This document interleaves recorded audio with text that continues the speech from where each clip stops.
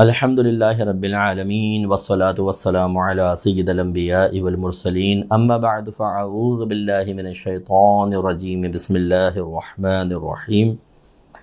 الحمدللہ آج 26ویں سپارے کی تلاوت کی گئی، اور جیسے کہ آپ جانتے ہیں کہ پہلے 100 سپارے کی تلاوت ہوتی رہی، پھر اب ایک سپارے کی تلاوت ہوتی ہے، اور آج جو سپارہ پڑھا گیا اس میں سورہ احقاف ہے، سورہ محمد، سورہ فتح، سورہ حجرات اور سورہ قوف، یہ تو پوری ختم ہوئیں، اور الذاریات کا کچھ حصہ شامل تلاوت ہوا۔ تو ہم سورہ احقاف سے سٹارٹ کرتے ہیں۔ اس میں آیت نمبر 9 میں اللہ تعالیٰ ارشاد فرماتا ہے قُلْ مَا كُنْتُ بِدْعًا مِّنَ الرُّسُلِ، آپ فرما دیجئے کہ میں رسولوں میں سے کوئی نیا نہیں ہوں۔ یعنی یہ بدعن لفظ جو ہے اس کا مطلب ہوتا ہے کہ کسی چیز کا بغیر کسی نمونے کے پیدا ہونا، جیسے بدیع السماوات والارض اللہ تبارک و تعالیٰ نے خود اپنے لیے استعمال فرمایا، تو بدیع اسے کہیں گے جس نے آسمان اور زمین کو بنایا لیکن بغیر کسی نمونے کے، فرسٹ ٹائم۔ ایسی اب نبی کریم اس کا انکار فرما رہے ہیں کہ میں کوئی نیا رسول نہیں ہوں کہ جس کی پہلے کوئی مثالی موجود نہ ہو، بلکہ پہلے بھی رسول آتے رہے ہیں۔ یہ کفار سے خطاب کر کے گویا کہ انہیں سمجھایا گیا ہے کہ تم پہلے بھی نبیوں کے واقعات سنتے رہے ہو، کیونکہ وہ کفار جو تھے، کفار قریش، یہ اہل کتاب سے ان کے روابط تھے، جیسے سفروں پہ جاتے تھے تجارت وغیرہ کے لیے تو ان کے یہود اور نصارہ سے ملاقاتیں ہوتی تھی، اور راہب ہوتے تھے اور دیگر لوگ ہوتے تھے، ان سے ان کی ملاقاتیں ہوتی تھی اور وہ بتاتے تھے ان کو مختلف چیزیں۔ اسی طرح سے حضرت ابراہیم علیہ السلام کے بارے میں، اسماعیل علیہ السلام کے بارے میں عربوں کے اندر چیزیں منقول تھیں، تو لہذا یہ سرکار نے فرمایا کہ مجھ پر ایمان، مجھے انسان نبوت کا دعویٰ کرتے دیکھ کر میرے انسان ہونے پر طعن زنی کرنا کہ اگر اللہ تعالیٰ چاہتا ہو تو کہ کسی فرشتے کو بھیج دیتا، ہمارے درمیان سے آپ کو کیوں بنایا؟ تو سرکار نے اللہ تعالیٰ کے حکم سے بیان فرمایا کہ ذرا غور کرو، پچھلے نبی بھی جو ہیں وہ اپنی قوم میں ہی پیدا ہوئے، اللہ نے ان کو وصف نبوت سے سرفراز فرمایا اور پھر لوگوں کے سامنے انہوں نے تبلیغ کی، تو یہ کوئی نئی چیز تو نہیں ہے۔ پھر فرمایا وما ادری ما یفعل بی ولا بکم، اور میں نہیں جانتا کہ کیا ہوگا میرے ساتھ اور نہ تمہارے ساتھ۔ ان اتبع الا ما یوحى الی، نہیں پیروی کرتا ہوں میں مگر اس وحی کی جو میری طرف وحی کی جاتی ہے۔ وما انا الا نذیر مبین، اور میں تو محض ڈر سنانے، واضح طور پر ڈر سنانے والا ہوں۔ اب یہاں پر دیکھیں، بعض لوگ کہتے ہیں کہ نبی کریم صلی اللہ علیہ وسلم تو خود نہیں جانتے تھے ان کے ساتھ کیا ہونے والا ہے، تو یہ ایک سرسری طور پہ یا تو سمجھنے کی بنا پر، یا جان بوجھ کر نہیں سمجھنا چاہتا کوئی، اور یا پھر خدا نخواستہ خیانت ہے کہ وہ خواہ مخواہ نبی کریم صلی اللہ علیہ وسلم پہ الزام لگانا چاہتا ہے کہ سرکار کو تو کچھ معلوم ہی نہیں تھا۔ میں آپ سے کویسچن کرتا ہوں کہ کیا سرکار صلی اللہ علیہ وسلم نے قرب قیامت کی علامات بیان نہیں کی اپنی حیات طیبہ میں؟ وہ جانتے ہیں کیا ہونے والا ہے، اللہ کی عطا سے جتنا اللہ نے ان کو علم دیا، انہوں نے جو بتایا وہ تو کنفرم ہے کہ اللہ نے ان کو بتایا، تبھی تو انہوں نے آگے بتایا۔ کیا میرے آقا صلی اللہ علیہ وسلم نے امام حسین کی شہادت کے بارے میں نہیں بتایا؟ کیا حضرت عمر فاروق، حضرت عثمان غنی رضی اللہ تعالی عنہ کی شہادت کے بارے میں خبریں نہیں دی تھیں؟ کیا یہ نہیں فرمایا تھا حضرت حسن رضی اللہ تعالی عنہ جب آپ کے ساتھ ممبر پہ بیٹھے تھے کہ اللہ تعالیٰ میرے اس بیٹے کے ذریعے مسلمانوں کے 2 گروہوں میں صلح کروائے گا؟ ایسے ہی میدان محشر کے کتنے واقعات سرکار نے بیان فرمائے۔ سرکار نے ارشاد فرمایا جب لوگ شفاعت کا دروازہ نہیں کھل رہا ہوگا تو بڑے پریشان ہوں گے، تمام نبیوں کے پاس، یعنی بڑے بڑے نبیوں کے پاس جائیں گے، کوئی ان کی فریاد نہیں سنے گا، تو وہ میرے پاس آئیں گے اور میں سجدے میں گر جاؤں گا اور اللہ تعالیٰ سے شفاعت کا سوال کروں گا، تو اللہ تعالیٰ ارشاد فرمائے گا کہ ارفع رأسک یا محمد، اے محمد آپ سر اٹھائیے، سل تعطا، آپ سوال کیجئے آپ کو عطا کیا جائے گا، اشفع تشفع، آپ شفاعت کریں آپ کی شفاعت قبول کی جائے گی۔ بتائیے، سرکار تو بتا رہے ہیں۔ اچھا پھر اس کا کیا مطلب؟ اب یہ مسئلہ ہے کہ بھئی اگر ایک چیز کا ظاہر آپ کو نظر آ رہا ہے آپ فوراً اس کو اختیار کر لیں، پھر دیکھو تو صحیح کہ اگر یہ اس کا ظاہر یہی ہوتا کہ مجھے نہیں پتا میرے ساتھ تمہارے ساتھ کیا کیا جائے گا، تو پھر وہ واقعات جو بتائے وہ کیا تھے؟ وہ جھوٹ تھے۔ نہیں، وہ سچ تھے تو پھر تو پتہ ہے کہ کیا ہونے والا ہے، بہت ساروں کے انجام سرکار نے بیان فرمائے، تو پھر اس کا مطلب کیا ہوگا؟ یہ ہوتی ہے چیز کہ اب آپ ان دونوں میں موافقت اور مطابقت پیدا کریں، اور اس کا جواب خود اس آیت کے اندر موجود ہے۔ گویا کہ نبی کریم فرما رہے ہیں کہ میں اپنے طور پر نہیں جانتا ہوں کہ میرے ساتھ کیا ہوگا یا تمہارے ساتھ کیا ہوگا، یعنی اگر خود اپنے کسی علم سے جان لوں، بغیر مطلب اللہ کے دیے سے میں جان لوں، ایسا نہیں ہوتا۔ ہاں، اگر میں کچھ بتاتا ہوں تو صرف اللہ تعالیٰ کی طرف سے اس علم کی برکت سے، اس خبر کی برکت سے جو میری طرف وحی کی جاتی ہے۔ اس کا مطلب یہ ہوا کہ بس ذہن میں رکھیں کہ علم دو طرح کے ہوتے ہیں، کہ علم ذاتی ہے، کہ علم عطائی۔ علم ذاتی وہ جو کسی کا دیا ہوا نہ ہو، جیسے اللہ تعالیٰ کا علم اسے کسی نے نہیں دیا، اور علم عطائی وہ ہوتا ہے جو عطا کردہ ہو، جیسے ہم سب کے اور تمام نبیوں کے علوم کہ وہ اللہ نے عطا فرمائے۔ اب پہلی والی آیت کے حصے میں علم ذاتی کا انکار ہے، میں نہیں جانتا کہ تم میرے ساتھ اور تمہارے ساتھ کیا ہوگا، یعنی بغیر اللہ کے بتائے میرے پاس کوئی ایسا علم نہیں۔ لیکن جب اللہ نے مجھے بتایا، اب علم عطائی کا اقرار ہے کہ میں تو اتنا ہی جانتا ہوں، یا اتنی ہی کہ میں پیروی کرتا ہوں، اتنی چیزیں تمہیں بتاتا ہوں جو اللہ تبارک و تعالی نے مجھے وحی فرمائی۔ اس لیے اہل سنت کا یہ عقیدہ ہے کہ انبیاء علیہم السلام کو علم غیب اللہ کی طرف سے دیا جاتا ہے، وہ علم غیب عطائی ہوتا ہے، اللہ کا ذاتی، ان کا عطائی، اور وہ امت کے سامنے ان غیوبات کو پیش کر کے ان کو ایمان کی دعوت دیتے ہیں۔ کوئی تو انکار کر بیٹھتا ہے اور کوئی ان کی بات مان کر ایمان حاصل کر لیتا ہے، اور میں تو محض واضح طور پہ ڈر سنانے والا ہی ہوں۔ اس کا مطلب یہ ہے کہ سرکار نے بیان فرما دی، میرا کام ہے تمہیں ڈرانا، تم مانو نہ مانو، مانو گے انعام ملے گا، نہیں مانو گے مجھے کوئی فرق نہیں پڑے گا، اللہ نے میری یہ ڈیوٹی لگائی ہے، اللہ نے مجھ پہ لازم کیا ہے، میں اپنا فرض پورا کر رہا ہوں، یہ کر دیا ہے، اب تم جانا تمہارا کام جانے۔ اس کا مطلب یہ ہوا تمام جو میرے بھائی بہن تبلیغ کے شعبے سے وابستہ ہیں، ہمارا کام بیان کرنا ہے، منوانا نہیں ہے۔ بعض لوگ جب کسی کو تبلیغ کرتے ہیں، کسی کو کوئی نیکی کا حکم کرتے ہیں، برائی سے روکتے ہیں، اور سامنے والا ان کی بات نہیں مانتا تو غصے میں آ جاتے ہیں اور کہتے ہیں ٹھیک ہے جب تمہیں کچھ کہنا ہی نہیں ہے تو مانتے تو ہو نہیں۔ تو بھئی ہمارا کام منوانا نہیں ہے، اور کچھ سامنے والا نہ مانے تو ناراض ہو کر اس کام کو چھوڑ نہیں دینا ہے، ہمیں یہ کام کرتے رہنا ہے اور اللہ تعالیٰ کی بارگاہ سے انعام حاصل کرتے جانا ہے۔ اس کے بعد 15ویں آیت کی طرف آ جائیں۔ اللہ تعالیٰ نے اس میں والدین کے ساتھ احسان کرنے کا حکم دیا، اور خاص طور پہ ماں کا تذکرہ ایک خاص جہت سے کیا ہے، جو اشارہ ہے اس طرف کہ ماں باپ دونوں قابل احترام ہیں، لیکن چونکہ ماں نے تمہارے لیے زیادہ اذیتیں صحیح ہیں، اس کا بھی خیال زیادہ رکھنا چاہیے۔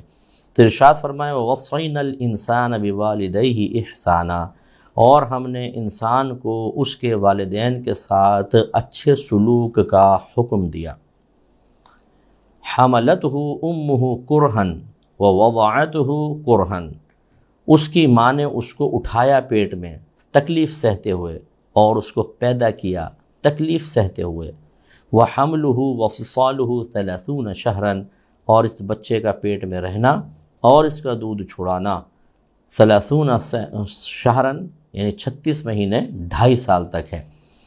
اب اس میں جو مفتبی قول ہے، احناف اس کی تشریح یوں کرتے ہیں کہ 2.5 سال کا مطلب یہ ہے کہ 2 سال تو دودھ پلانے کے ہوں گے، اور حمل جو ہے وہ کم از کم 6 ماہ کا ہو سکتا ہے، ٹھیک ہے نا۔ یہ 2.5 سال یعنی اس طریقے سے کہ 6 ماہ حمل کے ہیں اور 2 سال تک دودھ پلایا جائے گا، تو یوں کل 2.5 سال بن جاتے ہیں، تو یوں 30 شہرن۔ لیکن امام اعظم رضی اللہ تعالیٰ عنہ فرماتے ہیں کہ حمل اور دودھ چھڑانا 2 الگ چیزیں ذکر کی، اور دونوں کے لیے 36 ماہ، تو حمل کے لیے بھی 36 ماہ ہوں گے اور دودھ چھڑانے کے مسئلے کے لیے بھی 36 ماہ ہوں گے۔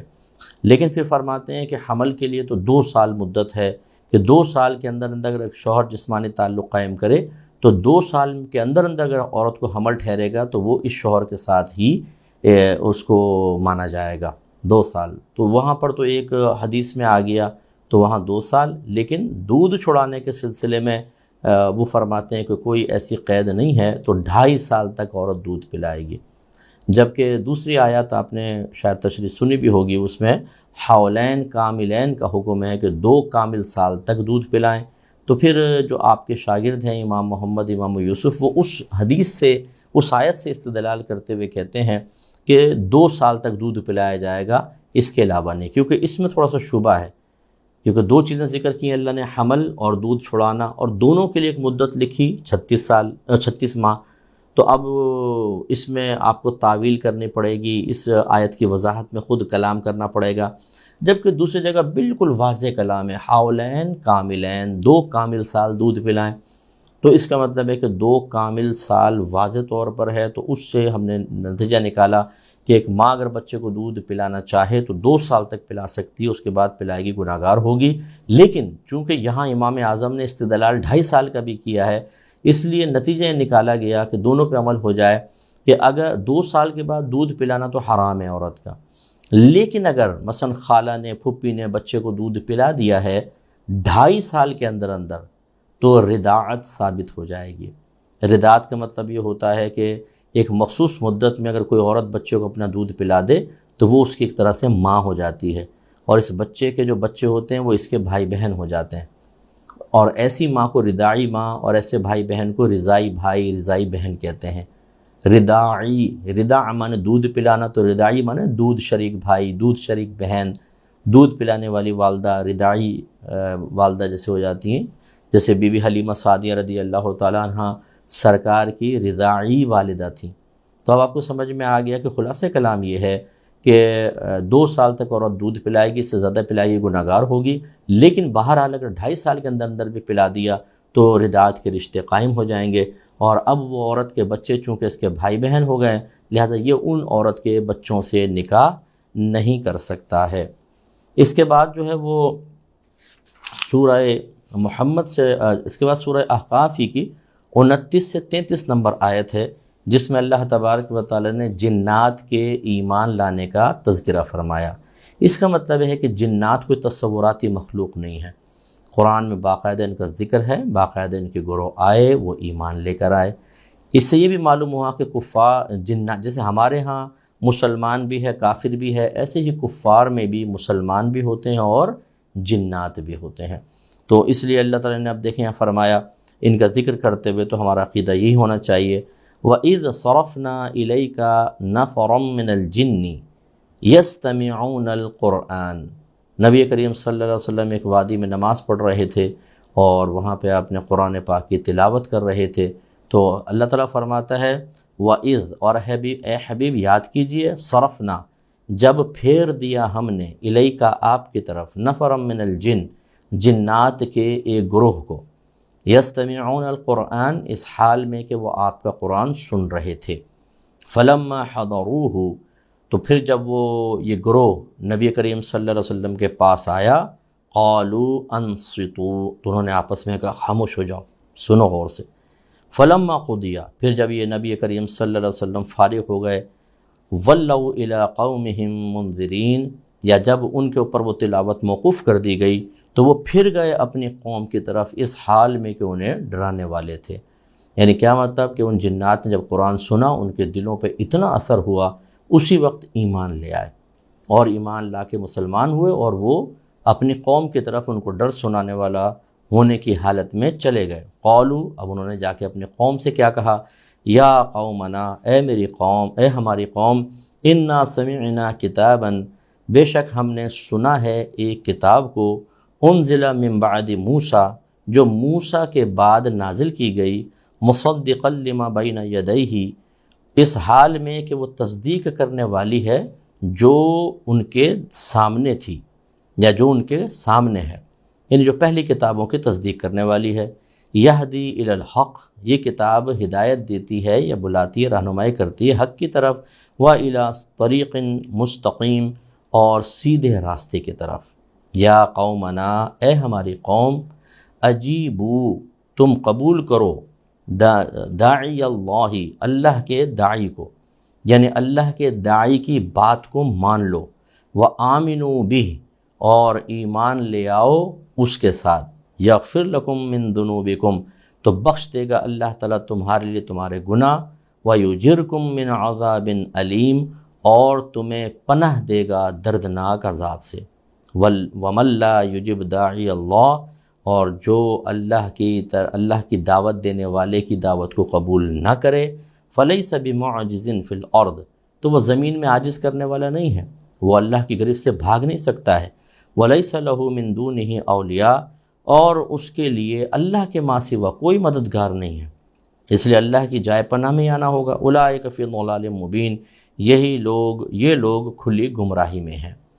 تو جیسے میں نے آپ کو عرض کیا کہ جنات کا باقاعدہ وجود ہے، ان میں بھی مسلمان بھی ہوتے ہیں، کافر بھی ہوتے ہیں، اور انہوں نے نبی کریم صلی اللہ علیہ وسلم پر ایمان لانے کی سعادت حاصل کی، اور ایسے جنات کو صحابی جن کہا جاتا ہے، ان کو بھی وصف صحابیت حاصل ہوا، اور انہوں نے جا کے دیکھیں، ابھی تھوڑا سن کے ہی گئے اور اب جا کے انہوں نے کتنا اچھا کلام کیا۔ اس کا مطلب یہ ہے اللہ تعالیٰ نے ان کے قلب میں الہام فرمایا، ان کو الفاظ تعلیم فرمایا، اور انہوں نے بہت اچھے انداز سے اپنی قوم کو بلایا۔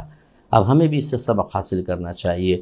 ان الفاظ میں ہمارے لیے بھی بڑا سبق ہے کہ ہمیں اللہ کے داعی کی دعوت کو قبول کرنا چاہیے، اس کی اطاعت کرنی چاہیے، یعنی اللہ کے نبی کی، اور پھر جو اللہ کے نبی کے وارث ہیں یعنی آپ کے علماء حقہ، علماء صحیحہ، ان کی پیروی کرنی چاہیے۔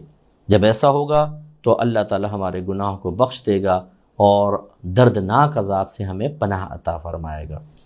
تو کیا ہم بھی اللہ کے نبی کا کہنا ماننے کے لیے تیار ہیں؟ ایمان تو ہم ہیں، اللہ کا صاحب ایمان ہے، اللہ کا بڑا شکر ہے، لیکن ہم اطاعت کی طرف نہیں آتے، کہنا نہیں مانتے، ہم نماز نہیں پڑھتے، ہم روزہ نہیں رکھتے، ہم علوم فردیہ نہیں سیکھتے ہیں جو لازم ہے جن کا سیکھنا، گناہوں کو ترک کرنے کا ہمارا بالکل ذہن نہیں ہوتا، مال کی ہوس اتنی بھری ہوئی ہے کہ حرام حلال کی تمیز نہیں ہے، ہم بس حاصل کرنا چاہتے ہیں، اور دکھاوا بہت ہے، ریاکاری، جس سے اعمال سارے تباہ ہو جاتے ہیں، اور لیگ پولنگ، مسلمان دوسروں کے حقوق کو سلب کرنا، کسی کا حق مار لینا، مال دبا لینا، یہ خرابیاں ہیں، تو یہ ہمیں تباہ و برباد کر دیں گی۔ اللہ تعالیٰ کے عذاب سے پھر بچانے والا کوئی نہیں ہوگا۔ اگر اللہ ناراض ہوا، اس کے رسول بھی ناراض ہو گئے، تو ہمیں ان آیات سے سبق حاصل کرنا چاہیے۔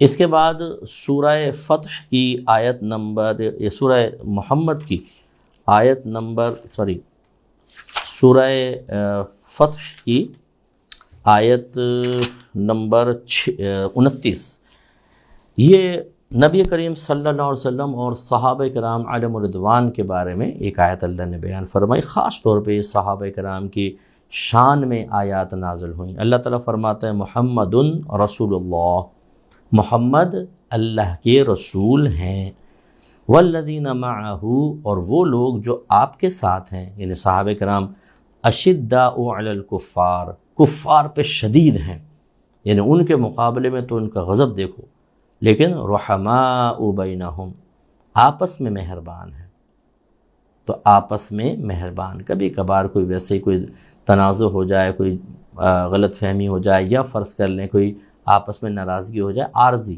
اس میں کوئی مسئلہ نہیں ہے۔ یہاں پہ دعویٰ کس چیز کا ہے؟ وہ آپس میں مہربان ہیں، یعنی مہربانی والا معاملہ دائمی ہے۔ تراہم، اے سننے والے تو دیکھے گا انہیں، رکعن سجدن، رکوع کرتے ہوئے، سجدہ کرتے ہوئے، کس طرح؟ یبتغون فضلا من اللہ ورضوانا، وہ تلاش کرتے ہیں اللہ تعالیٰ کے فضل کو اور اس کی رضا کو۔ اللہ کے فضل کو تلاش کرتے ہیں، یعنی دعا کرتے ہیں اللہ ہم پہ کرم نوازی فرما، یا ایسے اسباب اور ذرائع اختیار کرتے ہیں تاکہ اللہ کی نعمت ان کے پاس آئے، بزنس ہے، کھیتی باڑی ہے، اور اس کے علاوہ وہ اللہ کی رضا کو طلب کرتے ہیں، یہ ان کی شان ہے۔ سیماہم فی وجوہہم، ان کے نشانات ان کے چہرے پر، من اثر السجود، سجود کے اثر کے باعث، یعنی کیا مطلب؟ وہ سجدہ کرتے ہیں تو ان کے ماتھوں پر اس کا نور نظر آتا ہے۔ یہ مراد نہیں کہ وہ کالا سا نشان بن جائے، یعنی ان کے چہرے نورانی ہیں، ان کے ماتھے پر نشان اس طرح کا ہے کہ وہ سجدے کے اثر کو ظاہر کرتا ہے، اور یہ ان کی ایک علامت ہے۔ اور فرمایا ذالک مثلہم فی التوراۃ، یہ ان کی ایک مثال ہے جو تورات میں بھی ذکر کی گئی ہے۔ وہ کیا کہ آپس میں محبت کرتے ہیں، کفار پہ شدید ہیں، اللہ کی رضا کے لیے رکوع کرتے ہیں، سجود کرتے ہیں، اور ان کے چہروں پر نور ہوگا۔ یہ سب تورات میں بھی ہے۔ وَمَثَلُهُمْ فِي الْإِنْجِيلِ، اور یہ ان کی صحابہ کی مثال ہے انجیل میں۔ اس کا مطلب ہے صحابہ کرام علیہم الرضوان ابھی تو پیدا بھی نہیں ہوئے ہیں، اور اللہ تبارک و تعالیٰ نے ان کے اذکار تورات میں بھی فرما دیے، انجیل میں فرما دیے، اور ان کے اوصاف حمیدہ گویا کہ اہل کتاب بھی پڑھتے رہے ہیں۔ تو اب تھوڑا سا آپ غور کیجئے کہ صحابہ کرام کی جو شان اور اوصاف ذکر کیے گئے، ہمیں بھی چاہیے تھا کہ ان اوصاف کو اختیار کریں، کہ ہم مسلمان آپس میں بڑے پیار کرنے والے ہوں، دشمن کے لیے شدید ہوں۔ لیکن ہماری صورتحال یہ، بعض اوقات دشمنوں سے بہت مسکرا کے ہم باتیں کر رہے ہوتے ہیں اور اپنوں کے ساتھ ہمارا رویہ بہت ہی خراب ہوتا ہے۔ اسی وجہ سے جب مسلمان آپس میں لڑتے ہیں تو ان کی طاقت چلی جاتی ہے اور جو چاہتا ہے بآسانی ہم پر غالب آ جاتا ہے۔ پھر صحابہ کرام رکوع کرتے تھے، سجدہ کرتے تھے، اللہ کی رضا کی خاطر عبادت کرتے تھے، اس کی رضا چاہتے تھے۔ کیا ہم بھی یہ کر رہے ہیں؟ ہم نہ نمازیں پڑھنے کے لیے تیار ہیں، قرآن پاک پڑھنے کے لیے تیار نہیں۔ ابھی رمضان میں بعض لوگ نمازیں پڑھ لیتے ہیں، بعض رمضان میں بھی نہیں پڑھتے، اور رمضان گزر جانے کے بعد بعض لوگ ایسے ہوں گے جو کئی مہینوں تک فجر کی نماز انہوں نے نہیں پڑھی ہوگی۔ تو یہ غلط طریقہ کار ہے۔ صحابہ کرام کی کیا شان اور ہمارے کیا معاملات، اس لیے ہمیں کوشش کرنا چاہیے کہ صحابہ کرام کی سیرت کو اپنائیں اور اللہ تعالیٰ کی بارگاہ میں مقبول ہوں۔ سورہ حجرات کی طرف آتے ہیں، اس کی آیت نمبر 6 میں اللہ تعالیٰ فرماتا ہے، یا ایھا الذین آمنو، اے ایمان والو، ان جاءکم فاسق بنبأ، جب تمہارے پاس کوئی گناہ، اعلانیہ گناہ کرنے والا کوئی خبر لے کر آئے، فتبینوا، تو اچھی طرح تصدیق کر لو، ان تصیبوا قوما بجہالۃ، ایسا نہ ہو کہ تم جہالت میں، کم علمی میں، لا علمی میں کسی قوم کے خلاف کچھ کر بیٹھو، فتصبحوا علی ما فعلتم نادمین، پھر تم اپنے کیے ہوئے پر نادم اور شرمندہ ہو جاؤ۔ تو فاسق اسے کہتے ہیں جو اعلانیہ طور پر گناہ کبیرہ کرتا ہے۔ اس میں جھوٹا بھی شامل ہوتا ہے، اس میں مطلب بے پردہ عورت بھی شامل ہوتی ہے جو مردوں کے سامنے بے پردہ جاتی ہیں، اس میں جو شخص اعلانیہ طور پہ شراب پیتا ہے، گالیاں بکتا ہے، یا داڑھی کسی کی نہیں ہوتی، یہ سب فساق میں شامل ہوتے ہیں۔ اور اللہ تعالیٰ فرما رہا ہے جب اس قسم کے لوگ کو خبر لائیں تو پہلے تصدیق کر لو۔ اب ہوتا یہ ہے کہ ہم تصدیق نہیں کرتے، ہمیں پتہ ہے کہ بہنوں معذرت کے ساتھ، کیا ایک عورت جانتی ہے کہ میری بھابھی، میری ممانی، میری خالہ جھوٹی ہے، مہا پھوپھی جھوٹی ہے، لیکن وہ کسی کے بارے میں آ کے خبر دیں فوراً بلیو کر لیتا ہے، وہ تمہارے بارے میں ایسا کہہ رہی تھی۔ ایسے آفس میں، اسکول میں، کالج میں، یونیورسٹی میں کوئی بھی ہمیں آ کر دوسرے کے بارے میں کہتا ہے وہ تمہارے بارے میں ایسا کہہ رہا تھا، ہم تصدیق ہی نہیں کرتے اور فوراً انتقامی کارروائی پہ اتر آتے ہیں۔ بعض اوقات تو فوراً رسپانس دیتے ہیں، وہ کہتے ہیں وہ تمہارے بارے میں ایسا کہہ رہا تھا، اچھا ارے میں بتاتا ہوں وہ کیسا ہے، میرے بارے میں کہہ رہا تھا، ہم 10 راز ظاہر کر دیتے ہیں۔ بھائی پہلے تصدیق تو کر لیں کہ سامنے والے نے ایسا کہا بھی ہے کہ نہیں کہا، اس کے بعد اگر کہا ہو تو پھر کوئی آپ مناسب لائے عمل اختیار کرنا چاہیں الگ بات ہے۔ اس لیے یاد رکھیے کہ اللہ نے واضح فرمایا کہ اگر تصدیق نہیں کرو گے تو ایسا بھی ہوگا، کسی قوم کے خلاف کچھ کر بیٹھو گے، انہیں اذیت پہنچاؤ گے اور بعد میں ندامت اور شرمندگی ہوگی۔ تو اسی لیے میڈیا پر جو خبریں چلتی ہیں، خصوصاً سوشل میڈیا پر، اب تو میڈیا پر بھی چل رہی ہیں، کبھی کسی پولیٹیشین کے بارے میں، کسی ادارے کے بارے میں، کسی بھی شخصیت کے بارے میں، اتنی مطلب غلط قسم کی باتیں، اور ان کو سن کر بعض اوقات انسان یقین کر کے کمنٹس پاس کر دیتا ہے اور گروپس میں وہ چیزیں ڈال کر ان کے بارے میں کلام شروع کر دیتا ہے۔ اسی طریقے سے علماء کے بارے میں میں تو آپ کو بارہا ہی عرض کرتا ہوں کہ کسی بھی عالم کا کوئی بیان لے کر اس کے ایک بات کا آگے اور پیچھے سب کاٹ دیں گے، خالص بات کو چلائیں گے کہ سننے والے بیچارے بدگمانی کا شکار ہو جائیں۔ یہ بھی اسی میں شامل ہے کہ وہ ڈالنے والا فاسق فاجر ہے اور آپ کے پاس اس نے بات کو پہنچا دی، یا آپ کے گروپ میں ڈال دیتے ہیں اور کہتے ہیں اس پہ کمنٹس پاس کریں، دیکھیں فلاں نے ایسا کہا ہے، ہیڈنگ غلط بنا دیتے ہیں۔ ایک دفعہ باہر سے میرے پاس ایک کویسچن آیا، کسی نے پوچھا بھی گھر میں بل وغیرہ آ جاتے ہیں اور مطلب ٹیکس کے کاغذات آتے ہیں، اس پہ بعض اوقات ہمارا نام وغیرہ لکھا ہوتا ہے، ان کاغذات کا کیا کریں، اتنے جمع ہو گئے، کہاں ڈالیں کہاں نہیں، پانی میں ڈال نہیں سکتے، ہمارے یہاں نہیں ہے، زمین میں دفنا نہیں سکتے، جلا نہیں سکتے اتنے بڑے پیمانے پر، تو کیا ریسائیکل کر لیا جائے ان کو؟ تو پھر میں نے اجازت دی کہ ٹھیک ہے، آپ کی شرعی مجبوری ہے، آپ کر لیں۔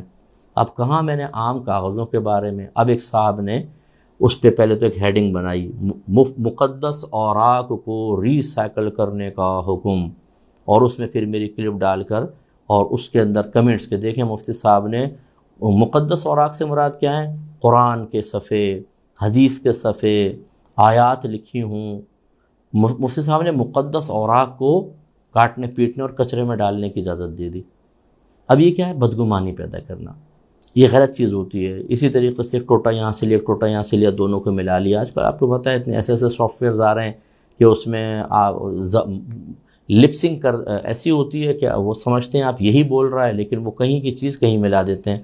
اس لیے خدا را میں گزارش کرتا ہوں، جب تک کہ آپ کسی معاملے کی تصدیق نہ کر لیں، اسے ہرگز آگے نہ بھیجا کریں، نہ فارورڈ کریں، نہ اس کو سنیں، نہ گروپ میں ڈالیں، ورنہ اتنا بڑا گناہ جاریہ ہوگا، آپ کی قبر میں چیخیں سننے والا کوئی نہیں ہوگا۔ میں آپ کو سے عرض کر رہا ہوں، میرے آقا صلی اللہ علیہ وسلم سفر معراج پہ تشریف لے گئے تو وہاں دیکھا ایک شخص بیٹھا ہوا ہے اور دوسرے شخص کے ہاتھ میں ایسا لوہے کا ایک کنڈا سا ہے مڑا ہوا۔ وہ اس کے پاس آتا ہے اور یہ منہ میں ڈال کر کھینچتا ہے، اس کو چیرتا ہوا یہاں تک لے جاتا ہے، پھر ناک میں ڈالتا ہے، چیرتا ہوا یہاں تک لے جاتا ہے، پھر آنکھ میں ڈال دیتا ہے اور چیرتا ہوا یہاں تک لے کے جاتا ہے۔ اب اس کو اذیت ہوتی ہے، چیختا ہے، چلاتا ہے، تکلیف، پھر اس جانب آ کر یہی عمل کرتا ہے۔ جتنی دیر میں یہ عمل کرتا ہے یہ والی جگہ صحیح ہو جاتی ہے، پھر وہ ادھر آ جاتا ہے، اتنی دیر میں پھر یہ صحیح ہو جاتی ہے، بار بار آنا جانا ہوا۔ جب میں نے پوچھا کہ اس کو یہ عذاب کیوں ہو رہا ہے، اس کی ایک وجہ بیان کی، رسول اللہ یہ گھر سے باہر نکلتا تھا اور جھوٹ کہتا تھا اور وہ جھوٹی بات افق میں پھیل جاتی تھی۔ تو یہ جب میں نے حدیث پڑھی تو پھر میرے ذہن نے کام کیا کہ یہ جس کا انجام دکھایا گیا نا، پہلے دور میں تو نہیں ہو سکتا، کیونکہ پہلے دور میں تو ایسا نہیں تھا کہ جھوٹ بولا اور پورے افق میں فوراً پھیل گیا۔ وہاں پہ تو 6 مہینے، سال میں پیغام پہنچتے تھے ایک جگہ سے دوسری جگہ۔ تو اس کا مطلب یہ ہو سکتا ہے کہ اس زمانے کے کسی شخص کا عذاب نبی کریم صلی اللہ علیہ وسلم کو دکھایا گیا ہو، کیونکہ آج پورا ورلڈ ایک گلوبل ولیج بن گیا ہے۔ ایک چیز آپ انٹرنیٹ پہ، سوشل میڈیا پہ ڈالتے ہیں، چند سیکنڈ میں کروڑوں تک پہنچ جاتی ہے، کروڑوں تک، یوں افق میں پھیلتا ہے جھوٹ۔ تو اب جہاں ان چیزوں کے سوشل میڈیا کا ایک پازیٹیو یوز بھی ہے، یہ نیگیٹو بھی ہے، اور آپ کی آخرت کی بربادی کا سامان بھی ہے۔ جتنے یہ دیندار بنتے ہیں نا بیچارے، جن کو دین کی ABC آتی نہیں، لیکن وہ سمجھتے ہیں ہم دین کی خدمت کر رہے ہیں، سب سے زیادہ خطرے میں ہوتے ہیں، کیونکہ یہ اسی طرح شرارتیں کرتے ہیں۔ اور یہ ہمارے ہاں ایک عجیب ماحول بن گیا ہے کہ ایک شخص کا اگر کوئی مقتدا ہے جسے وہ عقیدت رکھتا ہے، اس کی پیروی کرتا ہے، اور تو وہ سمجھتا ہے بس یہ ہمیشہ صحیح ہوگا، باقی سب غلط ہو سکتے ہیں۔ اسی طرح دوسرا بھی کہتا ہے میرا بڑا صحیح ہو سکتا ہے، باقی سب غلط ہو سکتے ہیں۔ اب ان میں اگر آپس میں بڑوں کے اندر کچھ ہو جاتا ہے تو ایک دوسرے کے بڑے کو اور یہ پہلے کے بڑے کو گالی گلوچ، غلط چیزیں، غلط فہمیاں ڈالنا بالکل جائز سمجھنے لگ جاتے ہیں، حالانکہ یہ بڑوں کا کام ہے کہ وہ سمجھائیں کہ بھئی ایسا نہ کرو، تمہاری آخرت برباد ہوگی، ہمارا معاملہ ہے، ہم آپس میں خود سولو کر لیں گے۔ لیکن بعض اوقات بڑے بھی جب منع نہیں کرتے بلکہ حوصلہ افزائی کرتے ہیں، بلکہ شرم دلاتے ہیں کہ تمہیں شرم نہیں آتی، ہمارے بارے میں ایسا کہہ رہا ہو، تم خاموش بیٹھے ہوئے ہو۔ اب جو جھگڑا شروع ہوتا ہے بہت خطرناک ہوتا ہے۔ اس میں پھر جو عام لوگ ہوتے ہیں انہیں پتہ ہی نہیں کہ جھگڑے کی نوعیت کیا ہے، اس کی علمی گہرائی کیا ہے، حق کیا ہے، ناحق کیا ہے، ان کو بس بھیج رہے ہیں، دیکھیں فلاں نے ایسا کہا، اس پہ کمنٹس دیں آپ، اور ہم دینا شروع کرتے ہیں۔ تو یہ بہت ہی بڑا گناہ ہوتا ہے۔ اس لیے میں آپ سے گزارش کرتا ہوں، آپ کے اسکول میں، کالج میں، یونیورسٹی میں، آفس میں کوئی کسی کے بارے میں کوئی خبر پہنچائے، جب تک آپ تصدیق نہ کر لیں اس کو یس یا نو نہ کریں، اس کے تقاضے کے مطابق عمل نہ کریں، ورنہ آپ کی آخرت برباد ہوگی۔ اس کے بعد بس 11ویں اور 12ویں آیت میں کچھ احکام ہیں، وہ ہم ذکر کر لیتے ہیں۔ پہلا حکم اللہ نے بیان فرمایا، یا ایھا الذین آمنوا لا یسخر قوم من قوم، اے ایمان والو ایک گروہ دوسرے گروہ کا مذاق نہ اڑائیں۔ اس سے مراد مرد ہیں کہ مرد گروہ مردوں کا مذاق نہ اڑائیں۔ عسیٰ ان یکونوا خیرا منہ، قریب ہیں کہ جن کو تم مذاق اڑا رہے ہو وہ تم سے بہتر ہو۔ ولا نساء من نساء، نہ عورتیں عورتوں کا مذاق اڑائیں۔ عسیٰ ان یکن خیرا منہن، ہو سکتا ہے ان قریب جن کا تم مذاق اڑا رہی ہو وہ تم سے بہتر ہوں۔ تو ایک تو یہ حکم، تو اس لیے مذاق اڑانا یاد رکھیں صحیح نہیں ہے۔ خواتین جب کسی کی شادی میں جاتی ہیں نا تو پھر وہ لڑکیاں خاص طور پر، وہ اس کو دیکھ، اماں کو دیکھ، اس کو دیکھ، اس کی ناک دیکھ، اس کے دانت دیکھ، اور کھی کھی کھی کھی کھی کھی کھی کھی کھی، پھر دلہن کو دیکھیں گے، اس کو دیکھ کے ہنسیں گے، اس کا مذاق اڑائیں گے، دولہا کو دیکھیں گے، اس کا مذاق اڑائیں گے۔ یہ غلط چیزیں ہوتی ہیں۔ ایسے ہی مرد حضرات ہوتے ہیں، جب دوست مل کر بیٹھ جاتے ہیں، کسی ایک کو ٹارگٹ بنا لیا، اس کا مذاق اڑا رہے ہیں، آفس میں کسی کا باس کا مذاق اڑا رہے ہیں، ٹیچرز کا مذاق اڑا رہے ہیں، یہ شرعاً بالکل ٹھیک نہیں ہے، اللہ نے اس سے منع فرمائے، گناہ ہے۔ اور یہ کتنی پیاری بات کی، جس کو ہم مذاق کب اڑاتے ہیں؟ ہم اس وقت اڑاتے ہیں کہ جب ہم کسی کو حقیر اور کمتر سمجھتے ہیں اور اپنے آپ کو اس سے بڑا سمجھتے ہیں۔ کبھی آپ نے اپنے والد کا مذاق اڑایا، والدہ کا مذاق اڑایا؟ کبھی بھی نہیں۔ کیوں؟ اس لیے کہ آپ انہیں اپنے سے بڑا سمجھتے ہیں۔ اس کا مطلب یہ ہوا مذاق اس کا اڑایا جاتا ہے جس کو ہم اپنے سے کمتر سمجھتے ہیں، اور یہ تکبر ہے۔ یہ اللہ نے سمجھایا کہ تم اپنے آپ کو بہتر اور بڑا سمجھ کے کسی کا مذاق اڑا رہے ہو سکتا ہے تم کمتر ہو، وہ تم سے زیادہ بزرگی رکھنے والا ہو۔ اس لیے اس میں اجتناب کریں۔ جن بھائی بہنوں نے اس طرح کیا ہے وہ اللہ کی بارگاہ میں توبہ کریں۔ پھر فرمایا وَلَا تَلْمِزُوا أَنفُسَكُمْ، اور ایک دوسرے کو تانے نہ دو، ایک دوسرے کو عیب نہ لگاؤ، یہ منع کیا۔ وَلَا تَنَابَزُوا بِالْأَلْقَابِ، اور ایک دوسرے کو برے نام مت دو۔ تو یہ اکثر ایسے ہوتا ہے گھروں کے اندر، دوستوں میں، ہم کسی کو کوئی مذاق اڑاتے ہیں، میں نام نہیں لیتا ہوں، سکتا ہے کسی کا کوئی ایسا مذاق اڑایا جاتا ہو تو خواہ وہ بیچارہ اس کو اور چھیڑا جائے گا، لیکن ذرا غور کریں، نام رکھ دینا الٹے سیدھے اور تانا زنی کرنا ایک دوسرے کے اوپر، یہ بالکل غلط ہے۔ یہ خواتین ٹونٹنگ بہت زیادہ کرتی ہیں، دل کے ٹکڑے ٹکڑے کر دیتی ہیں اور یہ سوچتی نہیں ہیں کہ ہم یہ کیا کر رہے ہیں۔ یہ اچھی طرح یاد رکھیں کہ اگر کسی سے کوئی گناہ کرتا ہے، آپ کو پتہ چل گیا اور وہ گناہ سے توبہ کر لے، اسے تانا دینا، اسے شرم و عار دلانا تو سخت گناہ ہے، سخت گناہ۔ نبی کریم صلی اللہ علیہ وسلم فرماتے ہیں اگر کوئی اپنے گناہ پر توبہ کر لے اور کوئی اسے اس گناہ پہ شرم و عار دلائے تو اللہ تعالیٰ اس شخص کو اس گناہ میں مبتلا کر دیتا، چاہے گھر کے اندر ہی کیوں نہ ہو۔ تو اس لیے احتیاط کریں۔ بعض اوقات ہم اسی طرح تانا زنیاں کر رہے ہوتے ہیں، الزامات لگا رہے ہوتے ہیں، برے نام۔ اگر کسی نے ایسا کیا تو اللہ کی بارگاہ میں توبہ کرے۔ اور فرمایا بئس الاسم الفسوق بعد الایمان، اور برا ترین نام کیا ہے؟ کسی کو آپ کہیں کہ تم کافر ہو یا فاسق ہو ایمان لانے کے بعد، یعنی وہ صاحب ایمان ہو پھر بھی تم انہیں اسے کفر کی طرف اور اس طرح غلط چیزوں کی طرف منسوب کر رہے ہو۔ پھر فرمایا وَمَن لَّمْ يَتُبْ فَأُولَٰئِكَ هُمُ الظَّالِمُونَ، اور جو توبہ نہ کریں تو یہی لوگ ظالم ہیں۔ یا ایھا الذین آمنوا اجتنبوا کثیرا من الظن، اے وہ لوگ جو ایمان لائے، یا اے ایمان والو اجتناب کرو تم کثیر گمان کرنے سے، یعنی کسی کے بارے میں جب دل میں کوئی خیال آتا ہے تو اس کو گمان کہتے ہیں یا ظن کہتے ہیں۔ اب اچھا گمان ہے تو اس کو حسن ظن کہتے ہیں، برا ہوتا ہے تو اس کو بدگمانی سے تعبیر کرتے ہیں یا سوء ظن بھی کہتے ہیں۔ ان بعض الظن اثم، بے شک بعض گمان گناہ ہوتے ہیں، یعنی بہت زیادہ بدگمانی نہ کرو، کیونکہ کبھی کبھی ہم خواہ کی بدگمانی کرتے ہیں تو اس میں گناہ ہوتا ہے۔ تو بدگمانی کا مطلب ہوتا ہے کسی کے بارے میں دل میں برا خیال آیا اور ہم اس کا یقین کر لیں، یہ بدگمانی ہے۔ یقین کا مطلب کیا ہے؟ ہم ویسا ہی بول لیں یا کوئی ایسا عمل کریں جیسے ہمیں یقین حاصل ہو گیا۔ مثال کے طور پہ ایک دوست نے آ کر کہا، ہم نے پوچھا کل تم نہیں آئے تھے، تم نے کہا تھا آؤں گا، اس نے کہا گھر میں مہمان آ گئے تھے۔ اب ہمارے دل میں بدگمانی پیدا ہوئی کہ یار جھوٹ بول رہا ہے میرے خیال میں، تو اب یہ تو خالی خیال آیا نا، لیکن اب اگر میں اس پہ عمل کر لوں، میں یوں بولوں نہیں تم جھوٹے ہو، جھوٹ بول رہے ہو، اب اس کا مطلب جب ہم یہ الزام لگا دیتے ہیں، دل میں آنے والے خیال کو زبان سے بیان کر دیتے ہیں، یہ یقین کی دلیل ہے۔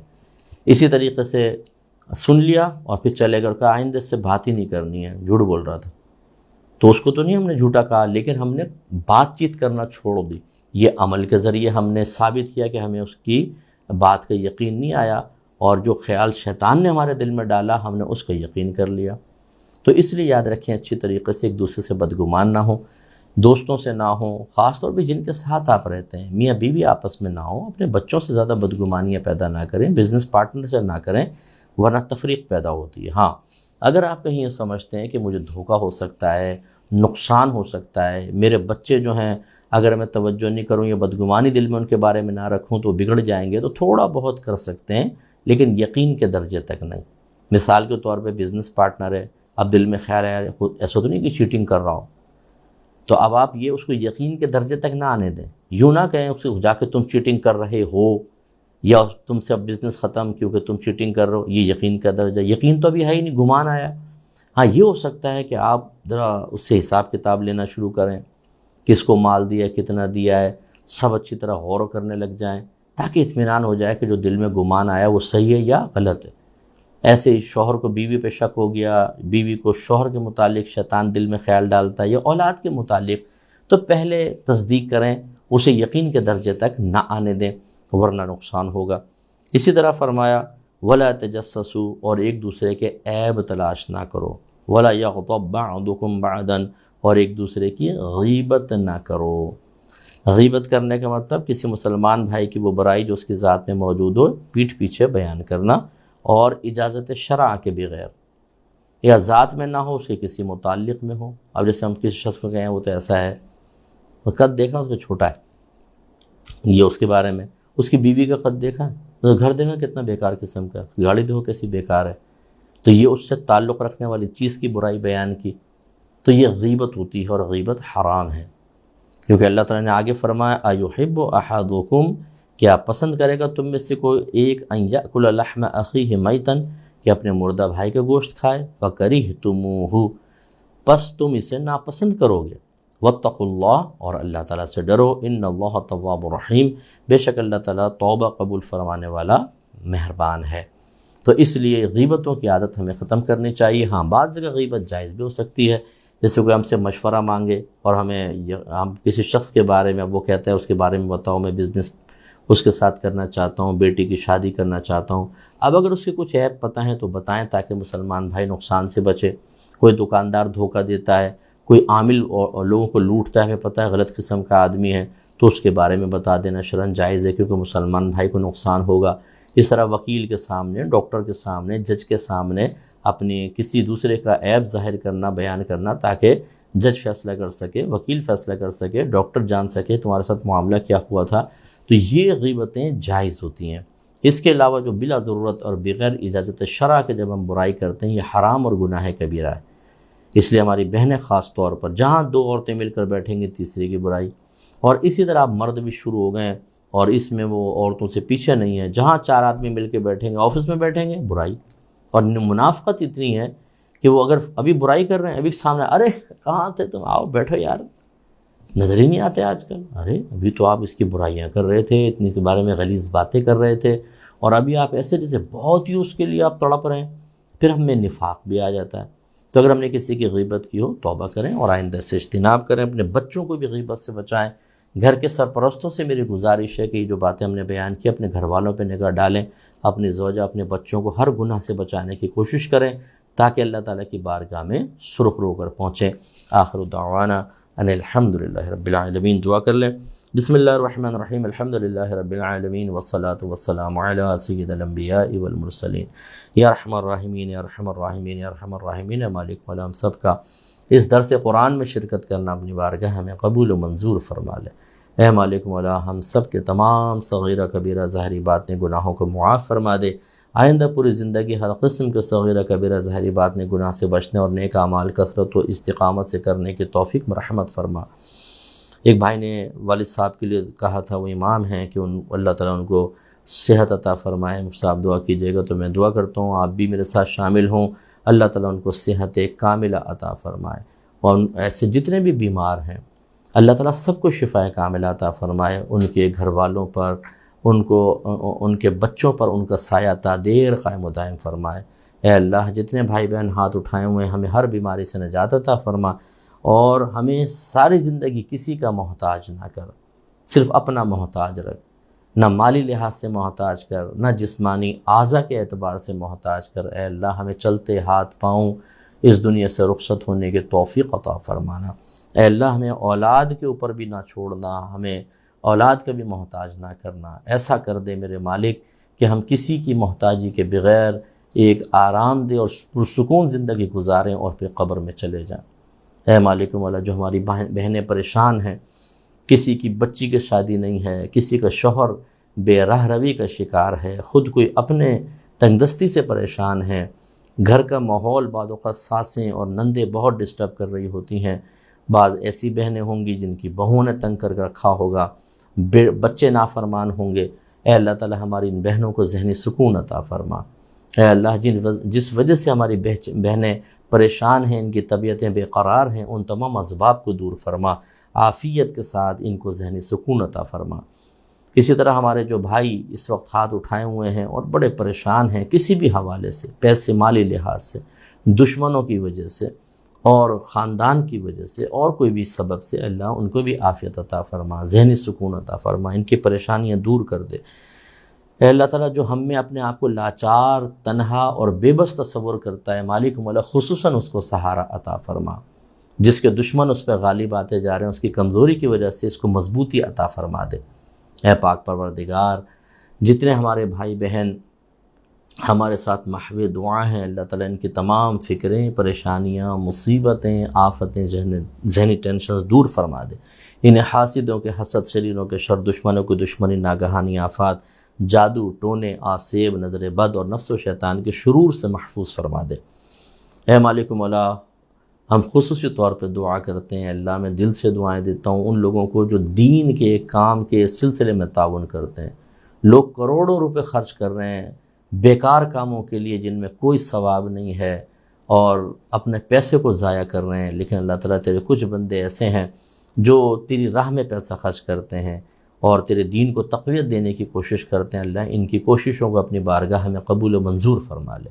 خصوصاً جو ہمارے الفرقان اسکالرز اکیڈمی سے تعاون کر رہے ہیں، اللہ تعالیٰ ان کو پرسکون بنا دے، ان کے گھر میں برکتیں اور رحمتیں نازل فرما، ان کی اولاد کو فرما بردار بنا لے۔